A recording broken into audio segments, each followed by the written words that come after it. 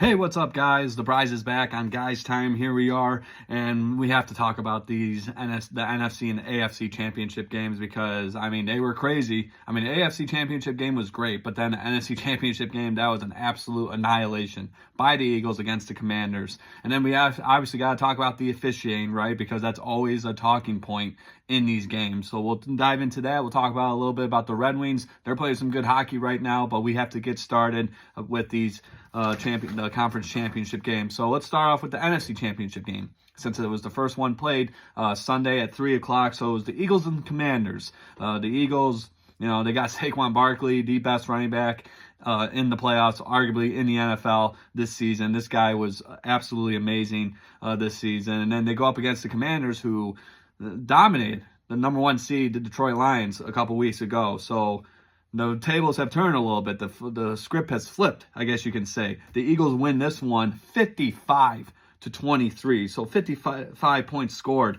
is the most points scored in a conference championship game. So the Eagles making history Sunday afternoon, scoring 55 points in that game. Jesus. The Commanders, what happened? They fell apart, just like the Lions. They fell apart. They just couldn't handle the running game of the Eagles, couldn't handle Saquon Barkley. The guy had 3 touchdowns, so did Jalen Hurts. We'll get to that in a little bit. But as a result of the Eagles winning this NFC Championship game, this is their second Super Bowl appearance in 3 years. As you remember, a couple years ago at Super Bowl 57, the Eagles went up against the Chiefs and they lost 38-35. That was actually a pretty damn good game. Eagles had many opportunities to win the Super Bowl. They didn't. Chiefs win that one, and obviously the Chiefs look to three-peat, but we'll get to that in a couple minutes here. But I want to talk about Saquon Barkley. This guy, he is unbelievable, right? One of the best running backs, if not the best running back in the NFL this year. He goes to a different team. All those years with the Giants and all those subpar seasons. I think they had one playoff appearance during his time there. Now he's competing in the Super Bowl. So good for him. I like his attitude. I like his play. He is a great running back. He's exciting to watch. And he showed it. He showed it Sunday afternoon. 15 carries, 118 yards, 3 touchdowns. We got their first offensive play when they got the ball, because the Commanders started the game with the ball, and then the Eagles got it. The first play, he runs for a 60-yard touchdown. Dude. And, he breaks like 3 tackles in the process. Guy's a beast, man. I really hope he performs well in the Super Bowl. I know he's going to bring it because that's who Saquon Barkley is. But, man, dude, the first touchdown that game from the Eagles, you kind of knew that it was going to be a very interesting game for the Commanders, and that's how they're going to, they were going to have to deal with them all afternoon. They did, and they couldn't stop them. So 3 touchdowns in that game for Saquon Barkley, 7 rushing touchdowns total by the Eagles offense. It's tied for postseason record. Last time this was accomplished was the 1940 Bears team did it against the Washington Commanders, or at the time they were known as the Washington Redskins, rather. So, it's been over 80 years since the last time we saw 7 rushing touchdowns being performed in a postseason game. So, 3 from Saquon, 3 from Jalen Hurts. There was another one from Will Shipley towards the end because they had their second strain in when they were up by so many points. So 7 rushing touchdowns. Like, dude, the Commanders' defense, I know their rush defense was, bottom 5 in the league. But, dude, you allow 7 rushing touchdowns in the NFC Championship game. There's something wrong with you. There's something wrong with that defense. That defense coordinator called a crap game. The game plan was not there. It didn't work. How could it work when Saquon Barkley is running all over you, when Jalen Hurts is just walking in touchdowns every single drive and they're inside the red zone? But 7 rushing touchdowns, man, that is unbelievable for the Eagles. So congrats to them, making more history in this game for the Eagles are. So yeah, 7 rushing touchdowns, tied for the most in the postseason game since the 1940 Chicago Bears did against the Washington Redskins at the time. They did it so many years ago. So you had that. And then as a team, they love running the ball. Why wouldn't you? You got Jalen Hurts and you got Saquon Barkley. As a team, the Eagles have 39 rushing touchdowns, and they're 3 shy away with 42, which was set by the Eagles 2 years ago when they went to the Super Bowl 57, to go up against the Chiefs. So, I mean, why shy away from the running game, especially when you have a dominant running back who has a great offensive line, a great team, that defense is great. I mean, only allowing 23 points in the NFC Championship game at home. Unbelievable. And it seems like every time the Eagles are playing an NFC Championship game at home, they win. And I do believe they're like 4-0 or 5-0 in NFC Championship games. I saw that graphic on Fox Sunday afternoon. But yeah, 39 rushing touchdowns as a team. They love running the ball. Like I said, why wouldn't you? Saquon Barkley is amazing. He's a beast. So you had that going on. And then Jalen Hurts, 3 rushing touchdowns. He had a great game in this one. I mean, he was throwing the ball well. I mean, I didn't expect that. I thought this was going to be a run-happy offense. Feed Saquon Barkley. He is your guy. No. Jalen Hurts was throwing the ball, and he's throwing it pretty accurately. He threw for a touchdown, but he ran for 3 rushing touchdowns in this game. So Jalen Hurts, 3 rushing touchdowns, 10 carries for 16 yards. Will Shipley, the second-string running back, he rushed for a touchdown as well. And then Jalen Hurts was 20 for 28, 246 yards, and a touchdown. So great game by Jalen Hurts. I really hope that he can go to Super Bowl 59, not this Sunday coming up, but the following Sunday, 2 weeks from now, and get that Lombardi trophy. Him and Saquon sharing that stage there, that would be an amazing picture there. So rushing, dominant by the Eagles. 229 rushing yards for the Eagles. Only 99 for the Washington Commanders. So obviously we've seen it all the playoffs. Most of the playoffs, if you control the running game, if you have more rushing yards, most of the time against your opponent in these playoffs, you are going to win the game because you control the clock. You dictate the pace. You tire out that defense. You exhaust that defense. And that's exactly what the Eagles did in this game against the Commanders. Yeah, the Commanders, man. Let's talk about them for a little bit. 3 fumbles. Okay. Turnovers, too. We've seen it the entire playoffs. You turn the ball over multiple times, too many times, yeah, you're not going to really win this game. The success rate is not good. All right, you're not going to win a lot of games when you turn the ball over numerous times. I mean, look at the Lions. Turning the ball over 5 times. They lost. See what happens? And then the Commanders. 3 fumbles in this game. So you had De'Ami Brown early in the game, fumble, which led to an Eagles touchdown. So that's 7 points there. Jeremy McNichols, punt return, fumble. He fumbles the ball. Eagles recover. That led to an Eagles touchdown. So that's 14 points there. Austin Eckler fumbled late in the game. Led to another Eagles touchdown. So that's 21 points off of fumbles. Yeah, you're not going to go to the Super Bowl. You're not going to win games when you do that. 21 points off of fumbles. I mean, the Commanders just fell apart. I mean, they looked decent early in the game. Jane Daniels looked pretty good for a rookie. It would have been great for him to go to the Super Bowl. It would have been the first rookie to start a Super Bowl ever. But, I mean, these fumbles killed the Commanders. So, yeah, Jane Daniels, 29 for 48. So, 48 times he threw the ball. I mean, that's a lot to put on your rookie quarterback. And I get it, he has the hot hand. He was absolutely phenomenal against the Lions on the road in that hostile crowd at Ford Field. But 48 times? I mean, dude, you got to give that ball to Brian Robinson Jr. or Austin Eckler. You got to get the pressure off of the rookie quarterback, off of Jane Daniels, just a tad bit, right? But, they trusted him throwing the ball. So 29 for 48, 255 yards, a touchdown and an interception. He also had a rushing touchdown. And then the interception that he threw led to a touchdown as well. So every time they turned the ball over, the Washington Commanders, every time they turned the ball over, the Eagles scored. So it's like, don't turn the ball over. Protect the ball. They weren't able to do that. And then Zach Ertz in this game, 11 catches, 104 yards against his former team. Didn't have a touchdown, but, I mean, he looked pretty good. I mean, he was definitely Washington's main receiver in that game. Terry McLaurin, 3 for 51, but he had a touchdown early in the game. And then, like I said, most points scored in a conference championship game in NFL history. The Eagles, 55 points, man. I mean, dude, I thought, 55-23, what is this, a basketball game? Dude, absolute dominance by the Eagles. I mean, they were just, it was crazy. It was unbelievable. But, yeah, those 3 fumbles, 4 turnovers total for the Washington Commanders. The interception by Jaden Daniels, and then the 3 fumbles by De'Ami Brown, Jeremy McNichols off the punt return, and Austin Eckler all led to points. So, Don't turn the ball over. That goes for everyone. I mean, these playoffs, they've shown us. They showed us that you can't turn the ball over, that you got to run the ball. And don't be afraid to run the ball. I mean, 229 to 99 rushing yards in favor of the Eagles. Yeah, that was one of many reasons why the Eagles won the NFC Championship game. I mean, they obviously were the better team. They looked dominant from the start. Like I said, their first offensive play, give it to your best player, Saquon Barkley. He runs it all the way for a touchdown, 60-plus yards. So, NFC Championship game, the Eagles dominate the Commanders 55-23. They're going to the Super Bowl, their second Super Bowl in 3 years. Congrats to the Eagles. Represent the NFC, win Super Bowl 59, please. And then that leads me to the AFC Championship game. So the AFC Championship game, Kansas City Chiefs, the Buffalo Bills. And here, another moment where these two teams meet in the postseason, in the playoffs.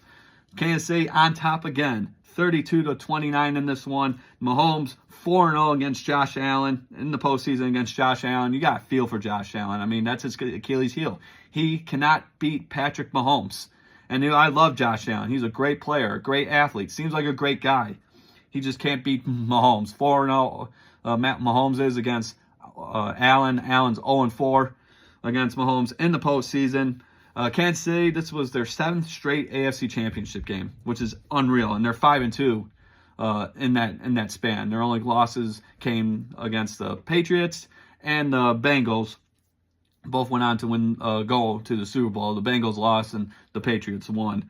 But since then, they've been dominant. 7 straight AFC Championship games. So unreal for the Kansas City Chiefs. Good for them. And then, obviously, and then right here too, it was the 4th time since January 2021. I saw this on the CBS broadcast that the Chiefs ended the Bills season in the playoffs. 4th time since January 2021. 4 years ago, the Chiefs ended the Bills season in the postseason, in the playoffs. So, the Bills, I mean, they just, they got kicked themselves in the ass. I mean, how can you not beat the Chiefs? That's the one team you cannot beat. You can beat the Ravens. You can beat the Texans rather. You can beat all these other teams in the playoffs, but you cannot get past the almighty Chiefs. I mean, it's frustrating. It's got to be frustrating. I would be frustrated too. It was unbelievable. And then the passing yards for Kansas City, 233 to 227. They dominated that stat. And then this was the rare time where one team had more rushing yards and they lost. 147 rushing yards for the Buffalo Bills, 135 for the Kansas City Chiefs. But obviously the Chiefs ended up winning by 3. And then obviously as a result of this victory for the Kansas City Chiefs, they're looking for their three-peat. It would be the first in NFL history during the Super Bowl era, because the 1965 through 67 Packers won championships. They won the NFL championship in 1965, but then obviously the name changed to the Super Bowl in 1966, and obviously they won Super Bowl I and Super Bowl II. But it would be the first in the Super Bowl era that a team would three-peat the Super Bowl. So they're looking for a three-peat for the Chiefs. And then we got to talk about Buffalo's first drive, because I think this kind of dictated the whole game, right? I mean, they get the ball first. You're in hostile territory. You're in Kansas City, Missouri. You know how that place is. It's rowdy. It's loud. It's going to affect the game. But the first drive, you run for 4 yards. Josh Allen ran for 4 yards. And then he threw 2 incomplete passes, and then it's a 4-and-out. And then you have to punt the ball, which led to a KC touchdown. So they're up 7-0 early in the game. Yeah, I think, watching the Chiefs for so many years, watching Patrick Mahomes in that offense, you can't let those guys score first. And obviously, watching this game, you let them score first, and they end up winning. Because when they score first, they have the momentum. And now the visiting team, in this case the Buffalo Bills, how the hell do we stop Patrick Mahomes? How do we stop the almighty Chiefs? Because Patrick Mahomes had a great game in this game, in the AFC Championship game. But now it's like the momentum's on their side, on the Kansas City Chiefs side. So now Buffalo's playing catch-up. So that 3-and-out, first possession in the game, you can't get points off of that. Yeah, it was a long night for the Buffalo Bills. The fact that the Kansas City only won by 3 points, kind of crazy. But I watched that. I watched that first offensive drive, and I'm just like, oh, man, Buffalo is in trouble. They are in trouble. And they end up losing the AFC Championship game. So you had that. So Buffalo, they had a touchdown towards the end of the second half, but then they missed a 2-point conversion. So now the score at halftime is 21-16 instead of 21-18. Yeah, another missed opportunity. You know, people are saying he went for 2 early. I didn't see a problem with it. I mean, I would rather be down by 3 than 5, especially since it's the Kansas City Chiefs, and they already put up 21 points against you in the first half. I mean, you're playing catch-up, and you're playing catch-up football against the Kansas City Chiefs. You're not going to have a lot of success, especially when you have Mr. Patrick Mahomes playing quarterback there. And then Dalton Kincaid. Here's the last play of the game, 4th down. Josh Allen throws it, a prayer pass, I guess you can call it.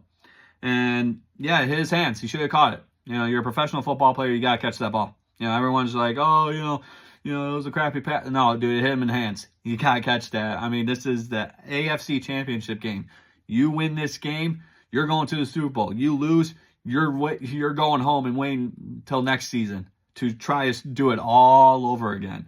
And yeah, that's exhausting. That's tough. Winning in the NFL is tough. But then you got to wait a whole year to try to do it again. No, it's exhausting. So Dalton Kincaid, I feel for you, man, but you have to catch that ball. You have to. It hit your hands. That's number 1 rule for any receiver or tight end. Hit your hands, catch the ball. Catch the damn ball. It didn't happen. So you had that going on. James Cook, 13 carries, 85 yards, 2 touchdowns. So he had a decent game. Wasn't enough, though. Obviously, Kansas City just, every time Buffalo scored, it seemed like Kansas City was just marching down that field. The Buffalo Bills defense. I mean, Jesus. That was horrible. I mean, that could be as bad as the Detroit Lions defense. I mean, maybe not, because obviously our defense was destroyed, depleted, absolutely annihilated. We had 3rd stringers and practice squad members playing out there against the Commanders in the divisional round. But the Buffalo Bills, I mean, they couldn't stop Patrick Mahomes. I mean, he was throwing the ball on them. He was running and getting first downs, extending drives. The running game, they were decent. Isaiah Pacheco had a couple of good runs. Kareem Hunt had a couple of good runs as well. Yeah, I mean, dude, the Buffalo Bills defense did not look good. I mean, everyone's just like, oh, yeah, they played a good game. Yeah, on the offensive side, but the defensive side, they couldn't stop Patrick Mahomes in that offense. They couldn't.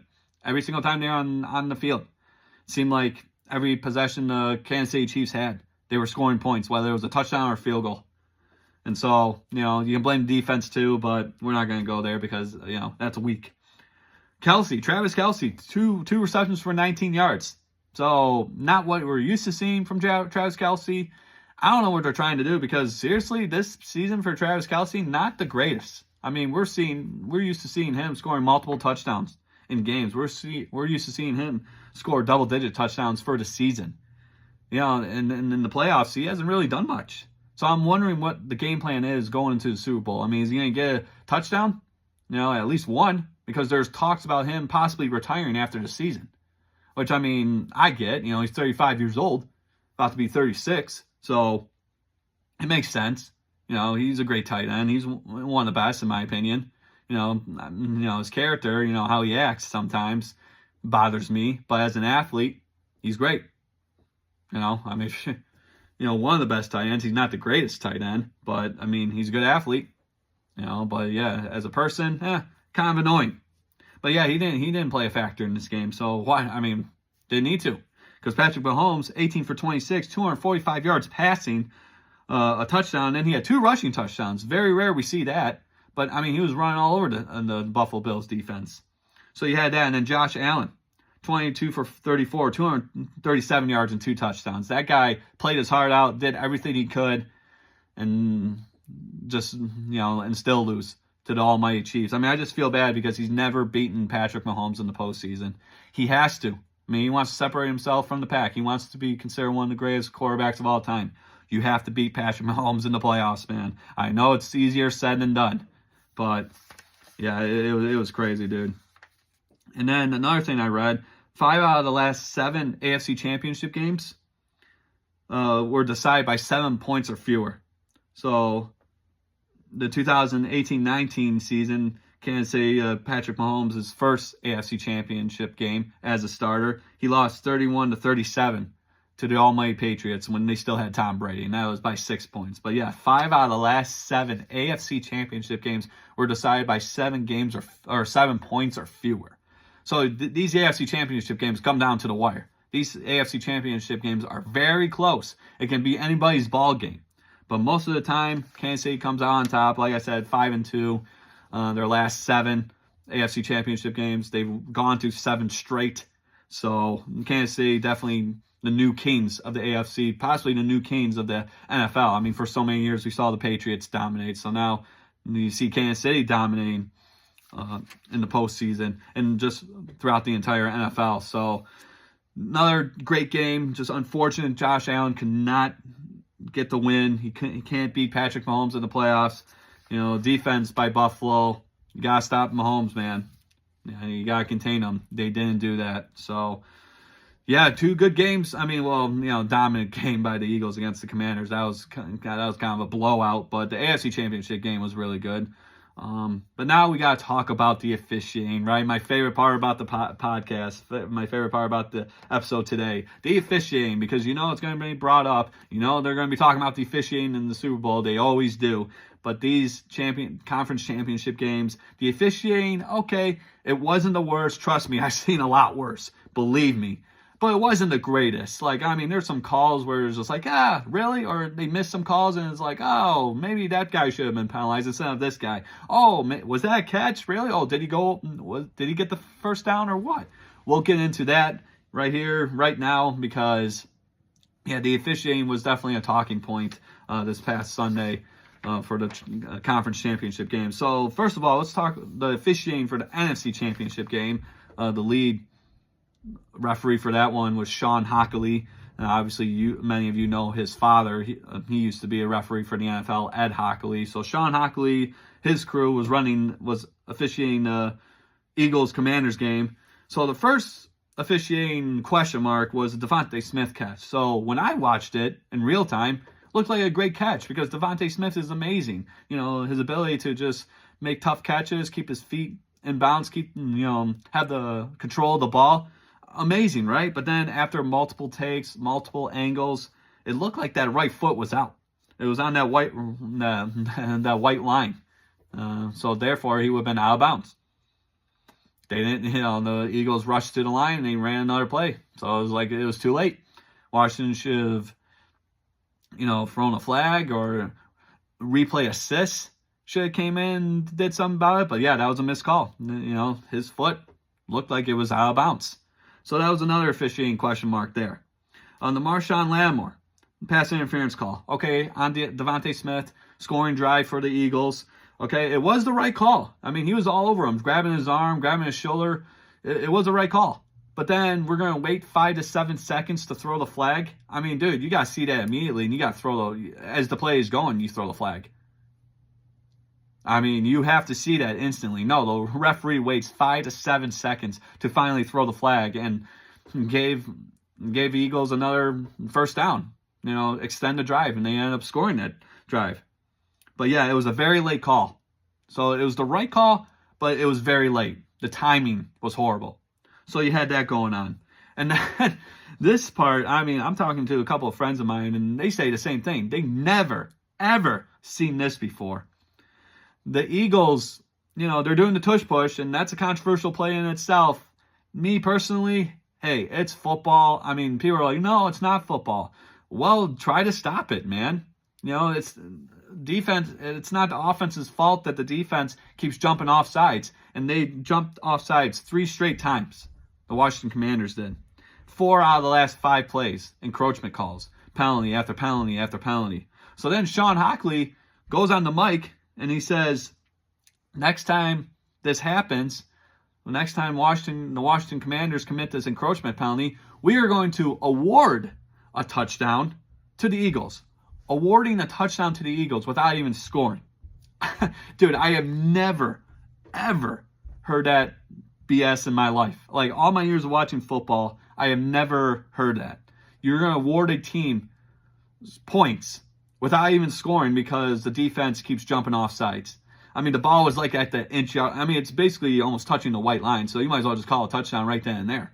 But, dude, award a team a touchdown because the defense keeps jumping off sides, and the defensive player who jumped off sides numerous times, Frankie Luvu, out of the Washington Commanders, multiple times leaping over the line, trying to pull a Troy Polamalu. He failed miserably 3 times. But, dude, you're going to award a team a touchdown because the defense keeps jumping off sides? Dude, it was the funniest thing ever. And then, obviously, they end up scoring. But, yeah, the tush push, people are like, they got to ban it. They got to get rid of it. I mean, it's a football play. But I could see the argument. I mean, yeah, it's like, how does the defense even get ready for that? But at the same time, it's football. Stop the play. Stop. But then you're pushing, the ball carrier forward. Yeah, kind of unfair advantage there, but I don't know. So that's probably going to be a talking point after the season. They might ban it. I mean, I wouldn't be surprised because, too many people are crying about it. But yeah, that was, you award a touchdown. I've never seen that in my entire life. So you had that going on as well, awarding a touchdown to the Eagles because the Commanders keep jumping off sides. 3 straight times they went off sides. I mean, I guess it was like a delayed game. I mean, I don't know, you award a touchdown? I never heard that. So that was crazy. So you had that going on for officiating. So now the Jalen Carter versus Tyler Biadasz situation. So Jalen Carter poked him in the eye. Like, I saw it. Like, he got, fingers jammed into his eye. That should have been a personal foul. He should have been even kicked out of the game. There's no way that was incidental. No, that was blatantly intentional on Jalen Carter's part. But they didn't call a penalty. But yeah, he's jamming his fingers right into Tyler Biadasz's eyes. I mean, the guy can't see. So that was BS right there. And then that was before halftime. And then towards the end of the game, they meet up again. Tyler Biadasz has his hand in Jalen Carter's face. So maybe he could have been called a penalty. But then Jalen Carter, after the play is over, swung at Biadasz, and there's no flag. He swung at him like a right hand. Like, I didn't know this was UFC. I didn't know this was boxing. I thought this was football. He swung, took his head off almost. And there was no flag called. I mean, I don't know. Personal foul, unsportsmanlike conduct, something. No, it wasn't called. So the officiating in the NFC Championship game, very interesting to say the least. But now we got to go to the AFC Championship game because I know all you people are going to say, oh, the refs love the Chiefs. The Chiefs have them in the back pocket. Okay, yeah, maybe. I don't know. They're really not trying to hide it anymore. But there was a couple of questionable calls in this game as well. So we got to go through that. So first one that jumps out to me is the Xavier Worthy catch. Catch or no catch. So they called it a catch on the field, which is crazy because it looked like Cole Bishop, the defensive back for the Buffalo Bills, had clear possession. But then the ball comes down and hits the ground. So it hits the ground. They called it a catch. The ball hit the ground. The tip of the ball hit the ground. But then the refs ruled that the ball did not move enough, to call an incomplete pass. Because you know how it is. What's a catch? Yeah, right? We're still debating that after all these years. Yeah, Calvin Johnson, God bless you, my friend. But anyways, the ball, obviously, I guess, according to the refs, they're looking at it, did not move enough to, after it hit the ground to call it incomplete. So Cole Bishop looked like he had it, and then obviously the tie goes to the offense, just like in baseball, tie goes to the runner when, first baseman or third baseman, second baseman, whatever, catches the ball and the runner slides to the bag. And, it's a tie game, it's a tie situation.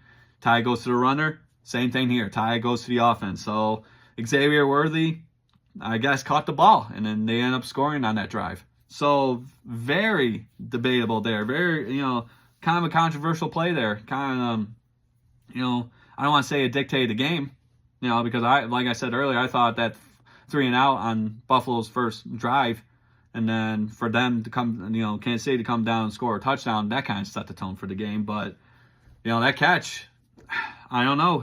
It's just like the ball hit the ground. I believe it should have been incomplete, but the ref said the ball did not move enough to constitute an incomplete pass. but that ball hit the ground. And there's like no hand under the ball. It should have been incomplete, my opinion, but they gave it to the Chiefs. So you had that going on. Travis Kelce, like I said, great athlete, but as a person, annoying. Headaches all around, and this is the reason why. He's taunting players, right? So Damar Hamlin tackled Mahomes, one of his 2 rushing touchdowns of the game. So he was scoring. Damar Hamlin, threw him down. It's like, okay, it's football. But then Kelce got into his face. Like, he's in his face taunting him. Ref's right there, no flag thrown. But then Jordan Phillips, the defensive lineman for the Buffalo Bills, comes in and he smashes his head against Kelce, and then he gets flagged for unsportsmanlike conduct. So let's just ignore the fact that Kelce was all up in Damar Hamlin's face, taunting him, being unsportsmanlike. But then Jordan Phillips comes in and bam, the head smashes him against his face mask, and then we're going to throw the penalty on him. But let's just ignore the fact that Travis Kelce was acting like an absolute idiot. So missed call there, sure. Jordan Phillips should have never did that. I mean, you're making it obvious at that point. Smashing your helmet against another guy's helmet.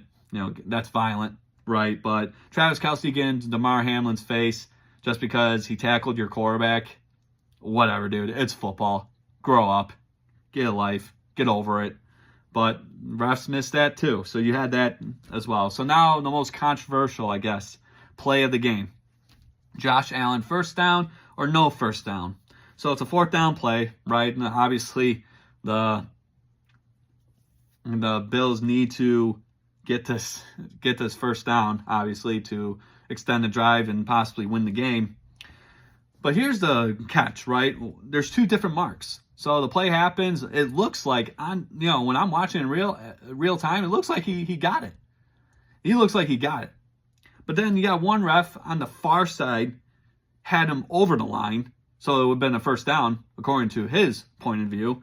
But then the other referee from the near side had him before the line, so it would have been turnover on down. So you have 2 situations here, and I think they looked at it. I don't think there was a call made. So I think that was kind of an issue. There was no call made because you had 2 referees with different points of view. You had one referee saying he was over the first down marker, which would have been a first down, and the other referee said he was short. And then that yellow line on TV that you guys see, it's supposed to be the first down marker. It's not totally accurate. It's been like that for years. But I don't know. It was too close to call. There's too many guys in the pile. We don't know where the ball is. And that's key. Where is the ball in that situation? We don't know. So Gene Steratore, the officiating guru or the officiating expert for these games for CBS, says he made it over about 1/3 of the football. So he says he got the first down. And this is the officiating expert. I mean, he looked at it numerous times, just like we did. And then, obviously, they gave it to the Chiefs. Short, it's turnover on downs, and then it led to a KC touchdown, that play. So, me personally, I'm looking at this play, too close to call.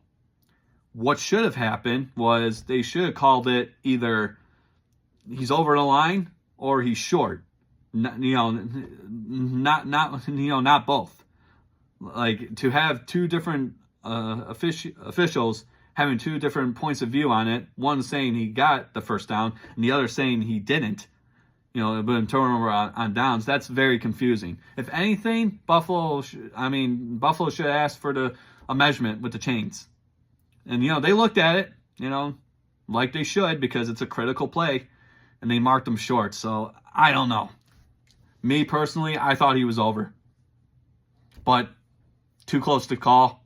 You got to go with the safe route, I guess, if you're the officials. But, damn, man, it was just like, the officials, we're all human. I get it. We're not all perfect. We're going to make mistakes at the end of the day. But it's just like, damn, dude, don't make it too obvious. So, yeah, very interesting Sunday. If you guys watch the games, play some bets. But, yeah, we got Super Bowl 59. It's official. You got the Philadelphia Eagles representing the NFC. You got the Kansas City Chiefs representing the AFC. rematch from a couple years ago from Super Bowl 57 when the Chiefs won 38-35. So this time, can the Eagles get their Lombardi Trophy? Can they get their revenge on these almighty Chiefs? Or will the Chiefs be the first team in the Super Bowl era to win 3 straight Super Bowl championships? I'm going to make my pick for this one because, or you know what?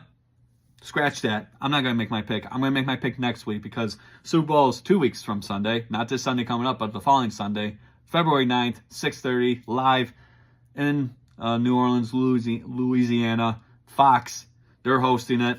I'm going to make my pick next week. But I got a pretty good idea of who's going to win. But yeah, that's your Super Bowl.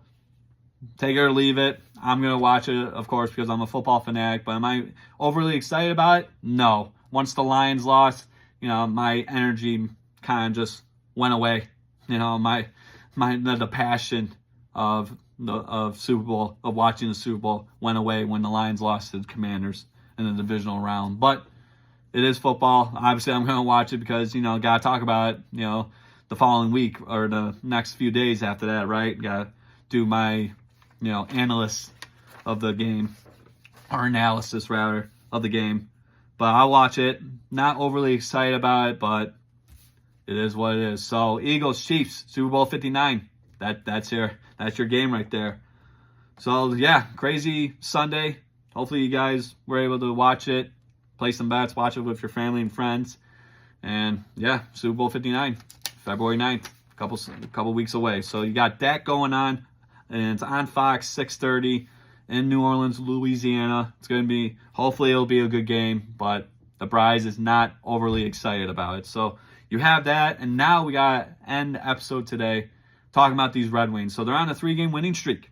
They were on a 7-game winning streak, then they lost one, and then they won one, and then they were on a 3-game losing streak, and now they're on a 3-game winning streak. So they're playing really good hockey. I watched the Red Wings play the Los Angeles Kings the other night, Monday night, in Little Caesars Arena in Detroit, Michigan. They won 5-2. They looked absolutely fantastic.